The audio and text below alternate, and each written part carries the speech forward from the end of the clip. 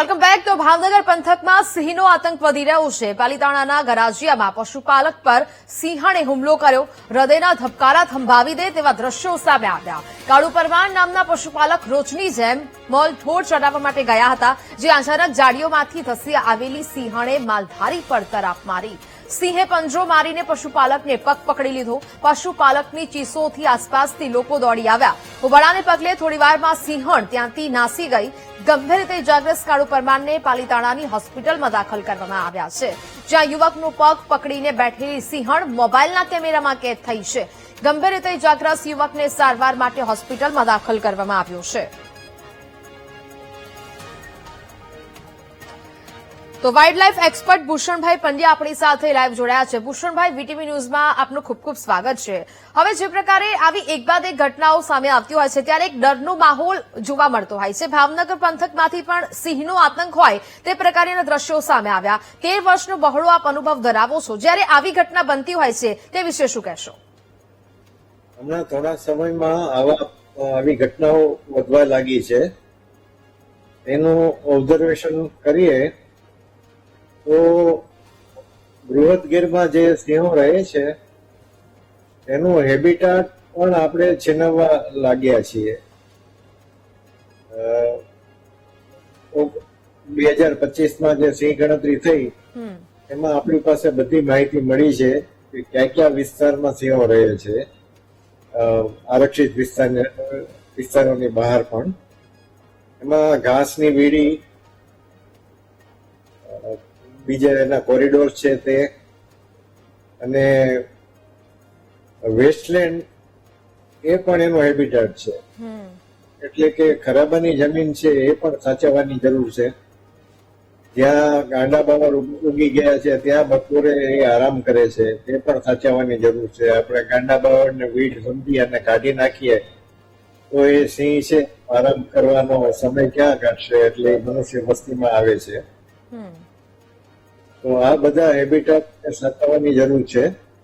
અને પશુપાલન કરતા ભાઈઓ બહેનો જે હોય તે પણ એના પશુને ચરાવતી વખતે થોડી વધારે તકેદારી રાખે, હાથમાં લાકડી રાખે અને આજુબાજુ જ્યાં એકદમ ગીચ વિસ્તાર હોય ને ત્યાં જવાનું ટાળે તો સિંહ છે એ ડિસ્ટર્બ થાય નહીં. બીજું પણ એક મહત્વનું કારણ સામે આવ્યું છે કે ગીર અને તેની આજુબાજુ એટલી બધી ઇલીગલ લાયસન્સ વગરની હોટલો થઈ ગઈ છે, તો એના કોરિડોર છે એ બ્લોક થઈ ગયા છે. અને એમાં કોરિડોર તો બ્લોક થયા છે, કોન્ક્રીટ જંગલ થઈ ગયું છે. એમાં જે ટુરિસ્ટ આવે છે એ ઇલીગલ લાયન શો ને ઉત્તેજન આપે છે. આ ખૂબ જ ગંભીર ગુનો છે. પણ લાયન શો એટલા બધા થવા માંડ્યા છે તો રાત્રે સિંહનો જયારે શિકાર કરવાનો ટાઈમ હોય ને ત્યારે બધા વાહનોથી ઘેરાઈ જાય છે. શિકાર નથી કરી શકતા, પછી મનુષ્ય ઉપર હુમલા કરે છે.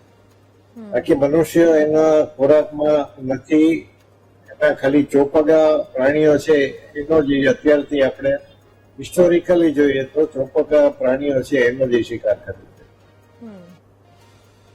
ઓકે ભૂષણભાઈ, પરંતુ એક બાદ એક જે આ પ્રકારની ઘટનાઓ સામે આવી છે, જે ગ્રામ્ય વિસ્તારમાં લોકો રહે છે તે લોકોમાં એક ભયનો પણ માહોલ છે તે જોવા મળતો હોય છે.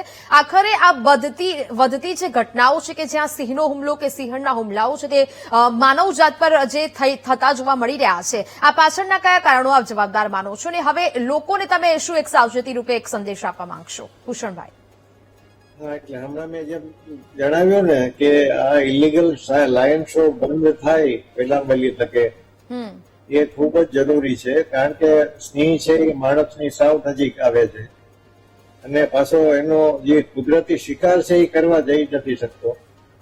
આપણે ઘરમાં કોઈ કૂતરો કે બિલાડી પણ પાળેલ હોય અને એને પણ આટલું બધું હેરાન કરીએ તો એ પણ એનો સ્વભાવ બદલાઈ જાય ને એ પણ ખીજાઈ જાય. આ તો સિંહ છે, કુદરતી એને શિકાર કરવા માટે જેનું સર્જન કરેલું છે, એપેક્સ પ્રેડેટર છે અને એ પોતાને જીવવા માટે શિકાર કરે છે. પણ નાનપણથી એ જયારે જન્મથી જે મનુષ્યની વચ્ચે રહેલો છે એટલે મનુષ્યને એનો શિકાર કે એનો દુશ્મન નથી માનતો. ત્યાં સુધી એ ડિસ્ટર્બ ન થાય કે મનુષ્ય સાવ એની નજીક આવી જાય ત્યાં સુધી હુમલો કરે નહીં. એક સ્ટડીમાં એવું જાણવા મળ્યું છે કે 100 મીટરથી દૂર જો આપણે રહીએ તો સિંહ સામાન્ય રીતે હુમલો નથી કરતા. એટલે ડિસ્ટન્સ જાળવવું જરૂરી છે, થોડીક સાવચેતી રાખવી જરૂરી છે.